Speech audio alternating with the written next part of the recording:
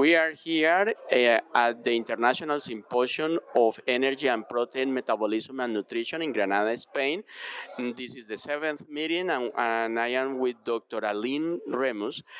She is a researcher at the Charbrook Research Center with Agri-Food and Agri-Research Canada.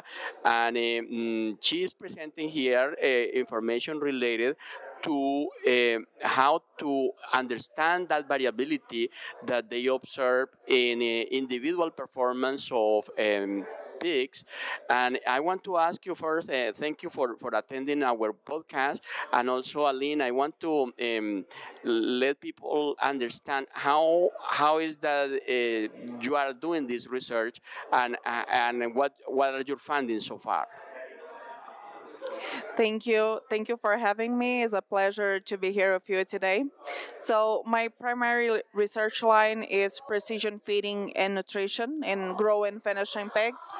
So, we try to understand the variability with the animals grow, because if we look animals of same genetic, with the similar body weight, similar age, they grow very different. We see in our farms very heterogeneous populations, right? So we have a very large variability when we arrive at slaughter rate, which in the end is economic loss, right? We have animals that should arrive at 120 kilos, at least they're in Canada, but some arrive at 80, some arrive at 150, and this is a major problem.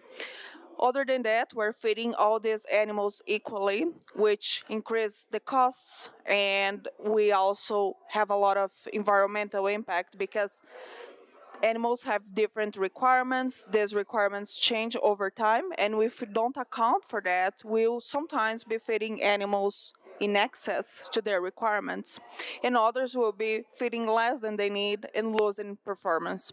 So if we can understand how they use nutrients differently, we can better tailor the diets for each individual to maximize growth performance, profitability, while decreasing environmental impact. So it's in this line that we're trying to work. That's a very interesting research, and I understand that all this is related with your efforts on precision feeding and how to improve on the determination of nutrient requirements for pigs, individual animals, and even how to model those requirements so people have better tools to use in the field. Could you tell us then, from these steps that you are doing at the molecular level on the papers that you presented here, how is the next step to integrate that information on your whole work that you are doing? So something that we have observed here is that pigs normally when we are in the post weaning, they arrive at similar weight, but then we provide them a standard diet and they use these nutrients differently. So within the same group, we'll have animals with high, medium, and low protein deposition, and we want to understand what makes them to have low, medium, and high. And our finding is that normally high protein deposition pigs are very efficient using nutrients. There is no much that we can do. They are already performing at their top. However, when we look to the low protein deposition pigs, that are those that are growing slower, have a lower average daily gain, we have observed that they have some markers that are related to inflammation, to oxidative stress. So can we maybe modulate their diets to help these animals to have a better tools to deal with these problems, metabolic problems that they likely have. We haven't proved that they have this problem, but they might have an inflammation which doesn't appear because we don't see any clinical signs. These animals are just growing slower, right? So maybe we can use a different formulation of amino acids. Maybe we can use some feed additives, some enzymes. Maybe we can improve their gut health. So there is this still some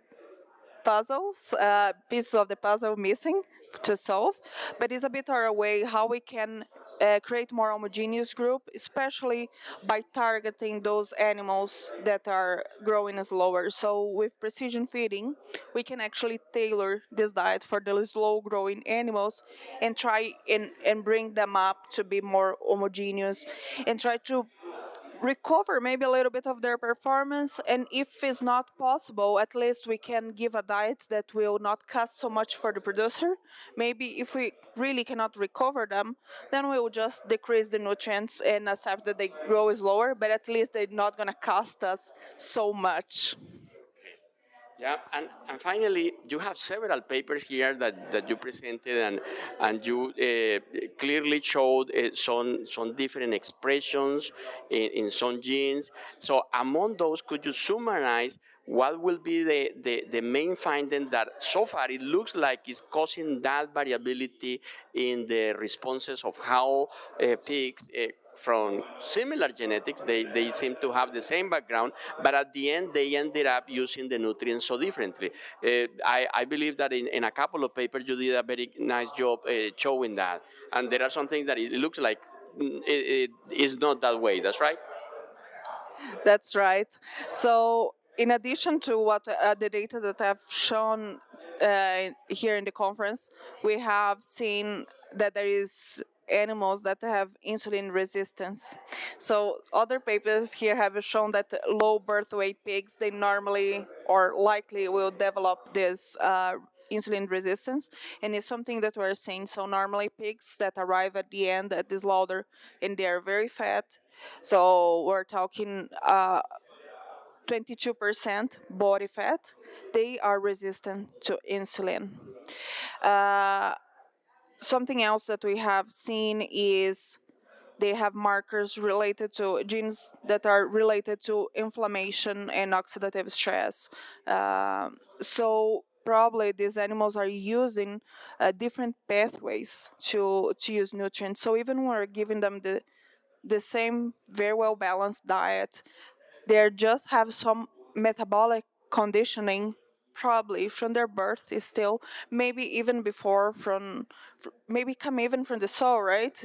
And we don't know that, but our idea is really like, can we reprogram this metabolic resistance that we see in these animals? So I think for now, or if I can summarize, is animals that are growing slower, they will grow with a different body composition. And if I can give you a tip, is that feed conversion ratio normally doesn't show that. You can have animals with very good conversion rate, doesn't mean that they're having lean gain. So that is something to watch out in your farms, that when we are only establishing requirements based on gain to feed or feed conversion, sometimes we're not considering the carcass quality of these animals. Perfect. Thank you, Aline. Thanks everybody for your attention, and I hope to have you in a future podcast and interviews. Thank you.